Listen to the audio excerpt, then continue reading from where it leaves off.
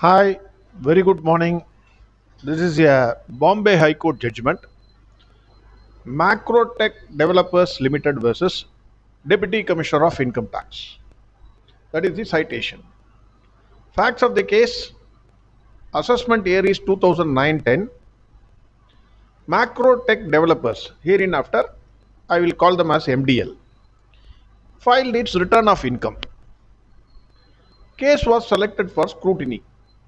Notice was issued for confirmation of a unsecured loan secured by the MDL.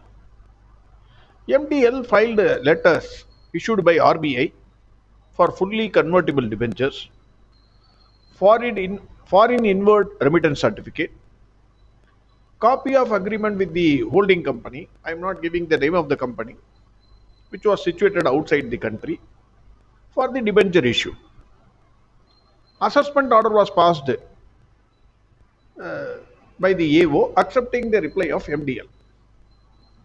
AO in his assessment order recorded that he examined the unsecured loan taken as a foreign direct investment and accepted the transaction of secured loan, unsecured loan.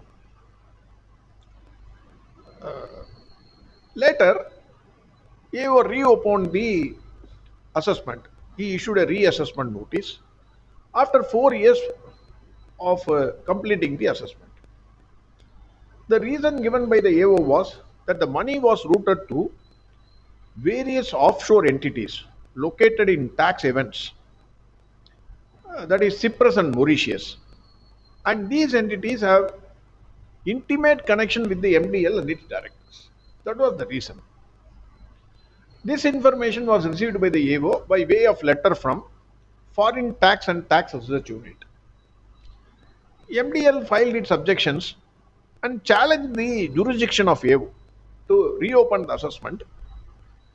They filed a writ petition before the Bombay High Court. They said, "You do not have jurisdiction. I have already disclosed everything in the assessment, so you cannot reopen the assessment." That was the case of MDL. Now, proviso to section 147 of the Act, Income Tax Act, says an assessment can be reopened after the expiry of 4 years from the end of relevant assessment year in cases where original assessment is done under section 143 only when there is a failure on the part of the assessee to disclose fully and truly all material facts necessary for assessment. The last portion is very important. Only when the assessee fails to disclose fully and truly all material facts, then only AO gets the power to reopen the assessment after the end of 4 years from the end of the relevant assessment year. The argument of MDL before the High Court was, in the reasons recorded by AO for reopening the assessment, there is no statement alleging that there was a failure by MDL to disclose fully and truly all the material facts. So you did not say in your notice that I have failed to disclose fully and truly all the material facts. That is why you cannot reopen the assessment. That is the argument. The court said, Bombay High Court said, merely because this statement is not there in the reasons recorded, it does not mean that this condition is not satisfied. If on a perusal of the reasons recorded, it can be culled out that there is a failure on the part of MDL to disclose fully and truly all material facts necessary for assessment. The court said, on the facts of this case, it is seen clearly there is a failure of MDL to disclose fully and truly all the material facts for assessment. The court held the circuitous movement of funds through various offshore entities located in tax havens, that was not disclosed by MDL in the original assessment. They only said they gave the foreign remittance certificate, RBI letter, convertible debenture issue agreement, etc. They gave. They did not say that it is received through various offshore entities which are related to them. That was hidden by them before the assessing officer.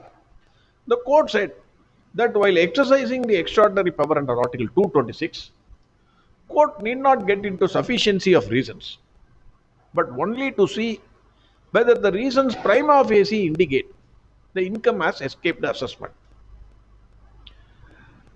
Bombay High Court said the reasons recorded indicate that no prudent person can come to a conclusion that the income has not escaped assessment. The information constitutes a tangible material for reopening the assessment. Bombay High Court rejected the submission of MDL that the letter of FT and TR did not find mention in the reasons recorded. Court said this is not fatal to the reopening of assessment. Merely because date of receipt of information is not noted in the reasons recorded, the assumption of jurisdiction cannot be faulted. In the original assessment, what was examined was only receipt of money from foreign company and not the routing of money through various offshore entities, which according to the information is the unexplained money of MDL. So you only disclose I received foreign money. You did not disclose that I received this money through the offshore entities related to me. That is the point.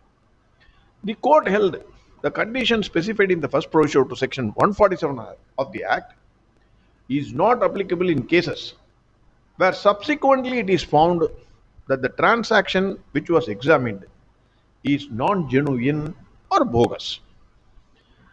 Bombay High Court said that looking at the purport and objective of the reassessment proceedings to bring to tax income which has escaped assessment, any interpretation which would be contrary to such an objective is required to be rejected. Bombay High Court held the first provision to section 147 protects an assessee only in cases where the fact of disclosure is in question, but where the disclosed fact itself is questionable, the same is not protected by first provision to section 147 of the Act. All the case laws related and not related, because they gave a type set of 11 cases, but related only on 2 cases. Bombay High Court, no, we will get into all the 11 cases. They got into all the 11 cases and distinguished all of them submitted by the MDL. The court refused to quash the notice and directed MDL to participate in the proceedings. My comments: the WP was filed in 2016, admitted and disposed of in 2025. That is exactly after 9 years. Assessee has stalled the proceedings by using the court as a means. He actually got what he wanted. 9 years time he got. I am not sure whether the income tax department will be able to recover even 1 rupee from this fellow. All the money would have gone by this time. Otherwise, insolvency proceedings he would have filed, and income tax department may be sleeping, or they may not have given the tax demand.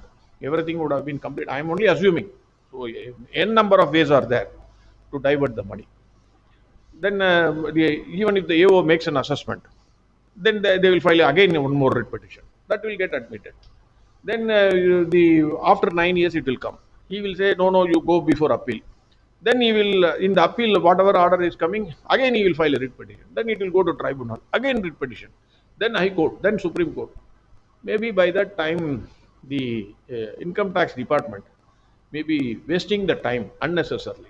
My point is, court should not be used as it is an abuse of process of court. So, in cases of huge tax demand, maximum 1 month stay can be given. Within a month, that too, the amount involved in this case is approximately 403 crores. 403 crores, if he can stall for 9 years, that too at the stage of show cause notice, then I am sorry. I can't say more than this. Thank you very much. Have a great and wonderful day.